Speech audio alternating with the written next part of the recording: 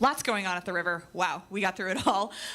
Finally, I'm really excited to introduce our speaker for the day, Peter Eavis.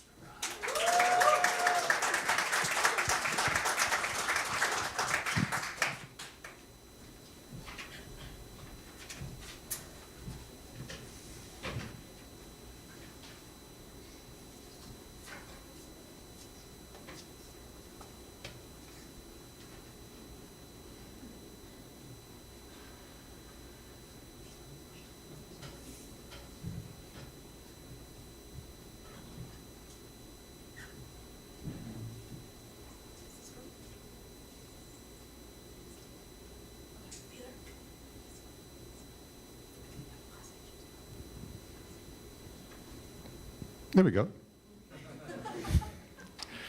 This is a very, very well-designed lectern.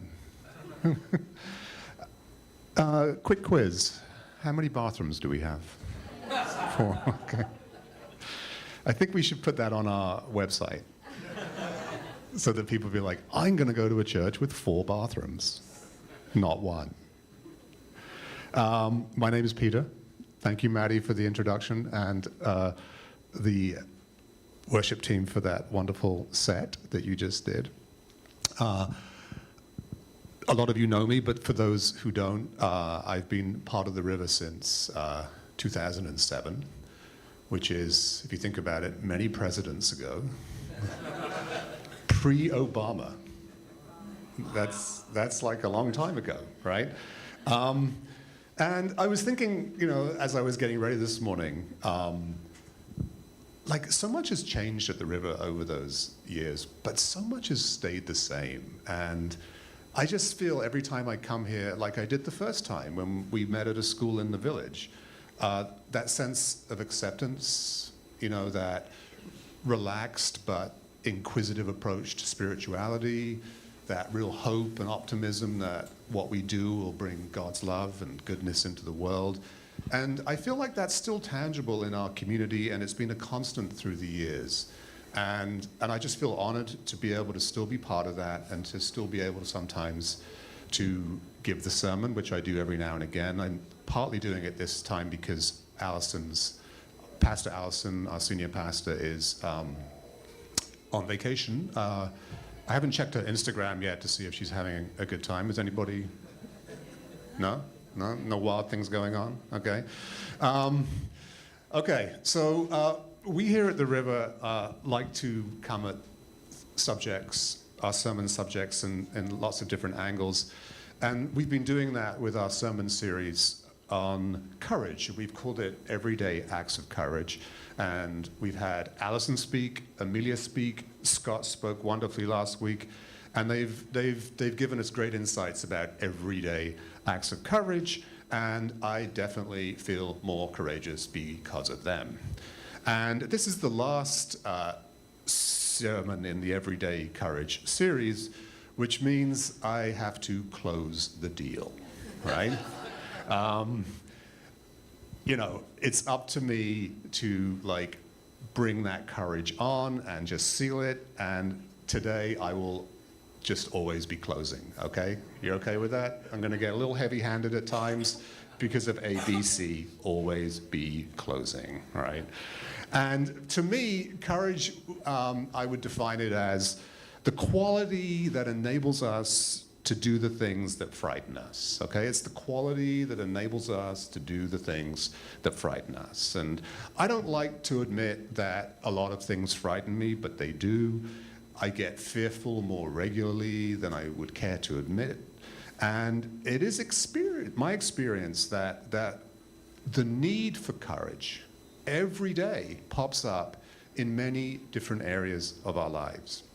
So you might take a situation like that many of us might have been in. I have 2 grown children now. They played a lot of soccer. There's some dad. He's always yelling. He's yelling at the ref, his own kid, you know, other players, other people's kids, and you're just like kind of a little scared of this guy, right? But you know, somehow you muster up the courage to go and talk to him, ask him to stop doing the yelling. and how you can bring a different type of positive energy into into the sidelines, and he listens to you, and he stops yelling, or he may get very angry, but later on you notice he is yelling a little less. And in that situation, you could see, like a very everyday situation, how having the courage, made things better. It made things better because we did something we might not ordinarily do. We pushed through our fears, and we did it. And I think writ large, courageous acts have the ability to bring goodness and peace and kindness and love and forgiveness into the world. And so my question today is, like, how do we become more courageous? And I have two main thoughts on this to start out, okay? I think courage is a mindset, and courage is something that we just do. And my sense is that we can't have the mindset alone. You can't just think courageous thoughts all day and somehow qualify as being courageous, right? Obviously, get it? But if we don't think about courage and develop a courageous mindset, we probably won't do acts of courage. I would put it down as a sort of a worldview thing. If we don't think the world needs acts of courage, then we will be less likely to do them. And so I think it can really help to sort of sit and think and just look at the world and see it. And as you do that, I think you'll come to believe it's a place that needs courage, that needs kindness, that needs goodness, that needs healing. And that we will sometimes have to act with courage to bring about those things.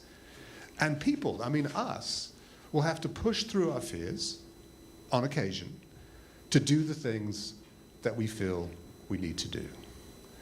And I think of, when I was thinking about this, I was thinking about Martin Luther King locked up in Birmingham jail in 1963. He ended up there because of great acts of courage. He led marches that were declared illegal and which were met with violent police responses. But those acts of courage arose from a mindset in King that just saw the need for courage, okay? His experiences. And he had this profound, sort of invigorating worldview. And he saw the evil around him. He saw who had the power. He saw who didn't. He knew what the costs were of doing something. He knew what the risks were. And he thought hard about they could be overcome and how he would draw people into the struggle and how he could bring about that change and what sacrifice it would take and how it was still necessary. And you can tell when you read his work just how often those thoughts were going around and around in his mind, and they propelled him back onto the streets to go and do more acts of courage. He had sort of like what I would call the ultimate courage mindset. And you can see that in Jonathan Ives' biography of King. It's called King, A Life. And it describes a scene in the Birmingham jail just before King wrote his famous letter from the Birmingham jail, in which he criticized church leaders for their timidity, for their lack of courage. Are we okay with the sound? Is that better? Yeah, that's better. Right. All right. Anyway, so this is from Ike's biography. Denied his request to make a phone call, King vanished into solitary confinement. Guards removed the mattress from the cell, leaving a cold metal slab for a bed. A sliver of sunlight slanted from a small window in the concrete wall. This is what King wrote. Those were the longest, most frustrating and bewildering hours I have lived. He later wrote, "You will never know the meaning of utter darkness until you have lain in such a dungeon, knowing that sunlight is streaming overhead and still only seeing darkness below." To ease his mind, he began to compose a letter. As King's mind spun, there's that worldview spinning, right? That courage worldview. He set to work. He wrote on the margins of the newspaper, and when he ran out of room in the newspaper margins, he scribbled on napkins and toilet paper. Sometimes he used the paper in which his sandwiches had been wrapped. And this is one line from the letter from Birmingham jail that shows how King saw the world. We must come to see that human progress never rolls in on wheels of inevitability. It comes through the tireless efforts and persistent work of men willing to be co-workers with God. And without this hard work, time itself becomes the ally of the forces of social stagnation. Whoa, right? Incredible. That mindset, just churning, bringing up this stuff, incredible. And he thought about injustice all the time, and he saw the need for action, and he did those acts, okay? And as you go through the letter from Birmingham jail, you'll see that one of his biggest inspirations was the Apostle Paul, who also went to prison for courageous acts. You know, Paul's letters are also full of these passages, incredible passages, where he lays out who has all the power and how they've lost their way and how they do real harm. And in his letters, Paul also shows how the world just needs God's redemptive love. And, you know, and by example and by words, he calls Jesus' followers to reject the attractions of the worldly power and instead to go the way of Jesus, the way of love. And if we courageously take that path, we will be transformed, Paul says in Romans 12:2. He says this, "Do not conform to the pattern of this world, but be transformed by the renewing of your mind." You know, as our minds are renewed, we will look at the world, and I think we'll more clearly see that all the pain and injustice that's there. And then we'll be moved to act, and that action will, in turn, renew the world. And I love how this passage really kind of hints quite heavily at how involved God is every step of the way. He's part of the renewing. He's there every day for those everyday acts of courage. He helps us along, especially when we're not feeling up to it. He'll be at hand when that need for courage arises. So courage is a mindset, and courage is an act. And I wanted to try and bring things together today with a passage that will somehow perhaps help us do these things more often. And I wanted to look at Matthew 14, and by the way, you'll notice that it contains the word courage, okay? It's the scene from when Jesus and the disciples are traveling around, spreading the gospel to large crowds, and it starts like this. Immediately, Jesus made the disciples get into the boat and go on ahead of him to the other side, while he dismissed the crowd. After he had dismissed them, he went up on a mountainside by himself to pray. Just imagine that. He's sort of gone off and he's left the disciples. Later that night, he was there alone. And the boat was already a considerable distance from land, buffeted by the waves because the wind was against it. Now that's quite the scene, right? I mean, there's like, I don't know if you've ever been out on a lake, a windy lake. Have you ever been in the dark? I mean, a friend of mine is kind of a bit of a wild guy. Like a couple summers ago, he's like, "I got a speedboat. Let's go drive down to the Statue of Liberty, and then we'll drive back, and I'll drop you off." And I was like, "Sure, sounds fun." And we stayed like down by the Statue of Liberty a little long, and then we had to make our way back up the Hudson River in the dark. And even though he had lights, other boats had lights, I found it terrifying. You know, being out on the dark river, even with lights, was just like, you could barely see, you know, what was around, you know, what was like even like 100 yards away. So I thought of that when I was thinking this. And, you know, also I think when I was 9, I was like in a boat. It was being buffeted by winds, and the winds were so strong that the guy controlling the boat could no longer control the boat. And everyone on the boat was absolutely terrified, including the guy, you know, trying to control the boat. And so, you know, really bad stuff goes on the water, okay? So, you know, these guys were fishermen. They'd been out there, but I still think it was probably quite frightening for them, okay? So they're all out there at night. And then towards the end of the night, this happens. Shortly before dawn, Jesus went out to them, walking on the lake. When the disciples saw him walking on the lake, they were terrified. "It's a ghost," they said, and cried out in fear. But Jesus immediately said to them, "Take courage. It is I. Don't be afraid." "Lord, if it's you," Peter replied, "tell me to come to you on the water." "Come," he said. Then Peter got down out of the boat, walked on the water, and came toward Jesus. But when he saw the wind, he was afraid, and beginning to sink, cried out, "Lord, save me." Immediately, Jesus reached out his hand and caught him. "You of little faith," he said, "why did you doubt?" And when they climbed into the boat, the wind died down. Then those who were in the boat worshipped him, saying, "Truly, you are the Son of God." So, at first blush, this passage might not actually be that useful for us, okay? I mean, what Peter does there is very courageous, but it's not an act of like everyday courage, right?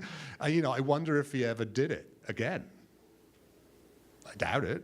So you could argue there's kind of a little bit of a spiritual stunt.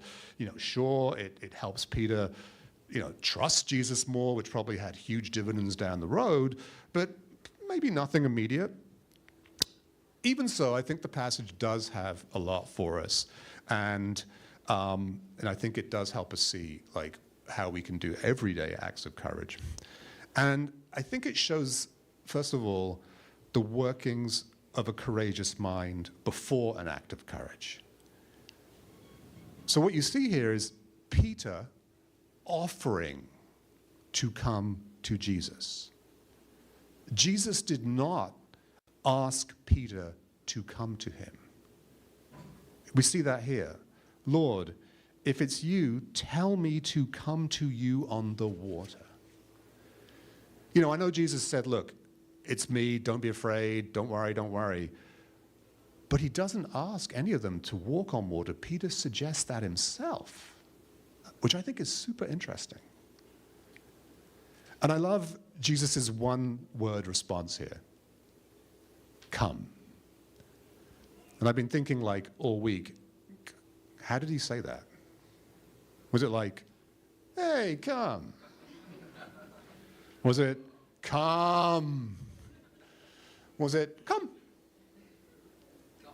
Come on. Yeah, like, we should have had someone do some like theater to do this, okay? Come.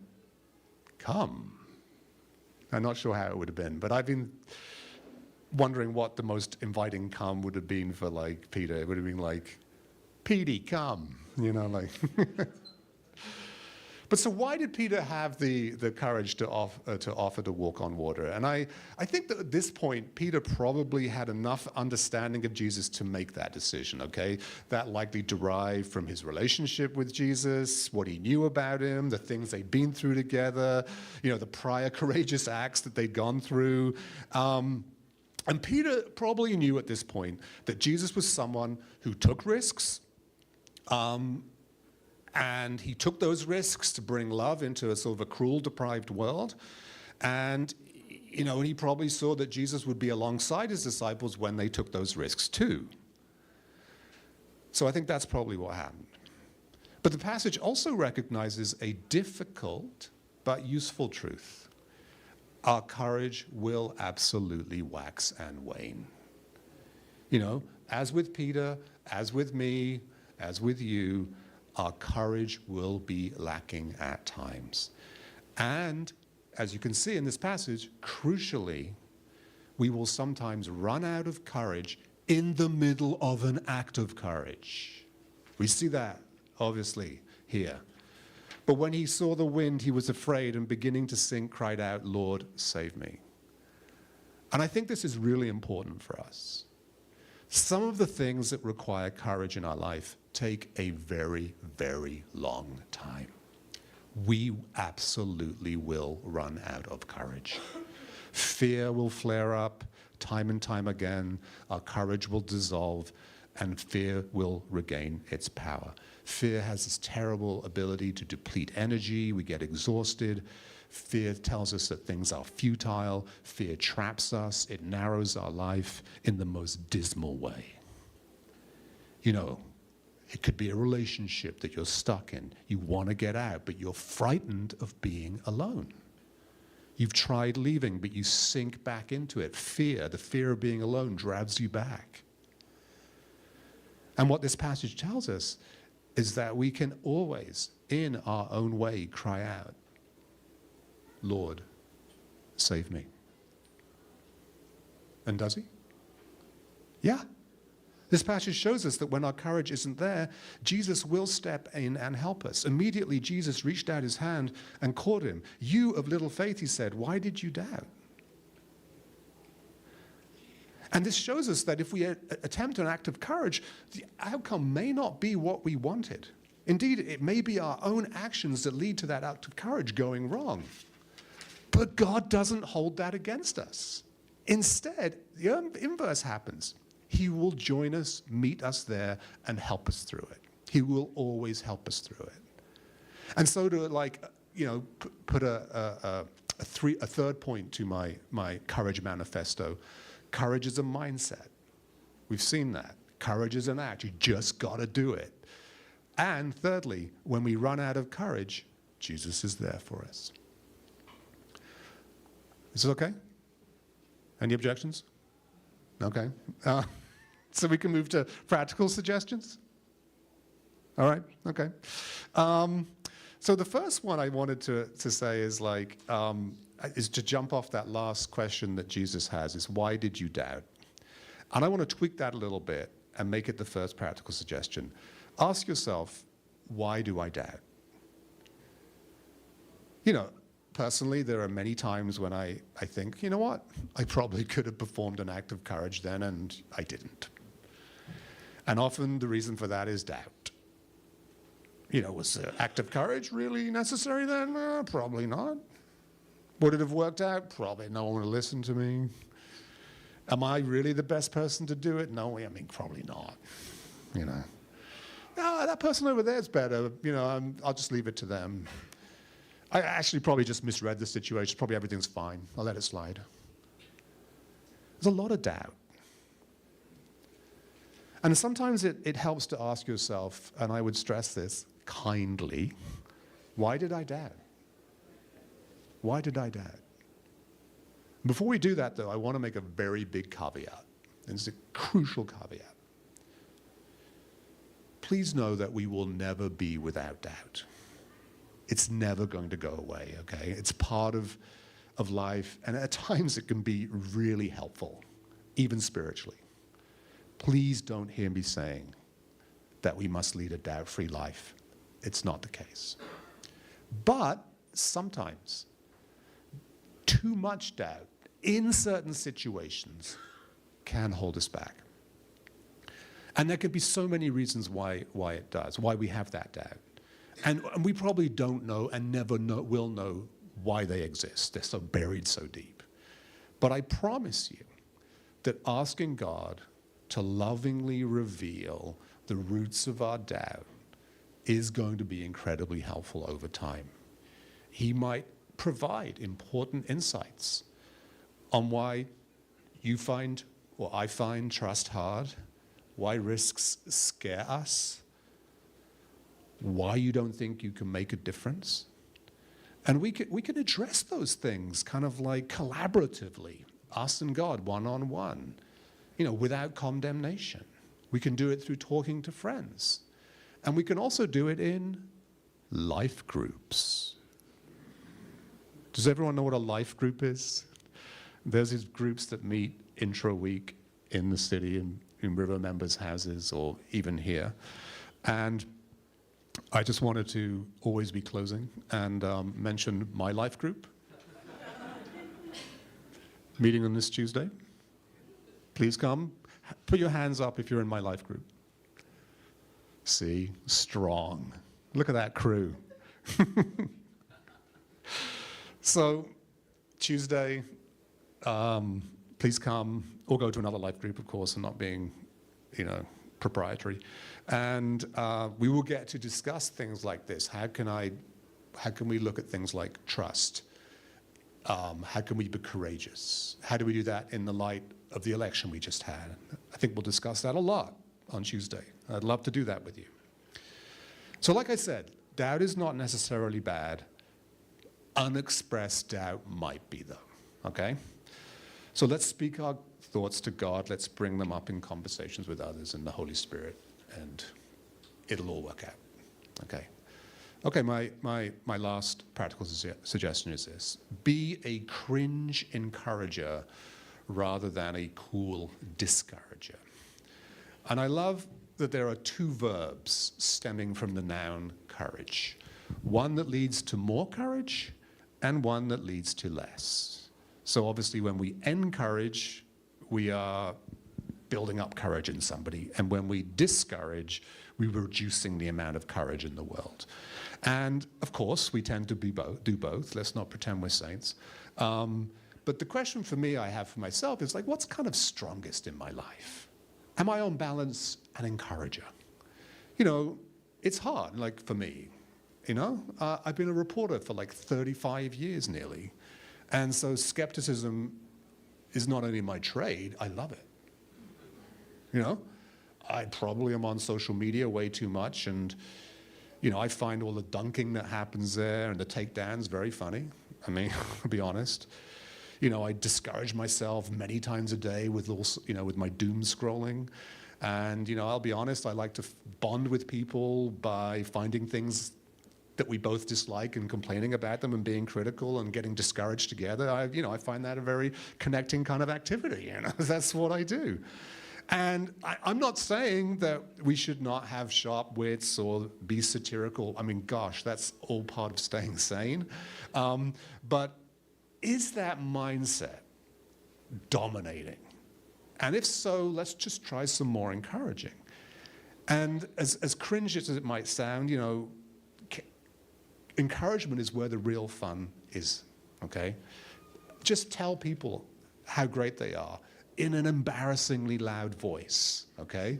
Do it often. Slap them on the back if it's appropriate. It will build their courage. It will fill you up. Send that email, make that call, send the text, write that card of praise and thanks. Do it twice as often as you think necessary. Let's be a little cringe about it, okay? Let's overdo it. You know, in the darkest times or the most difficult periods, the encouragers will be the ones that bring more light into the darkness, and they will also feel better themselves. So encourage, encourage, encourage, and then encourage some more. Thank you. Let us pray. So Jesus, we thank you that we have you as the guide here, that you're constantly inviting us out onto the water, and you're saying, come. And so we will come. We know how much we can trust you. And we also feel more alive when we think about all the things that we can do with you behind us. And so we just ask as we close this series on courage that you would give us many opportunities to share your love and bring your healing into this world. In your name we pray. Amen.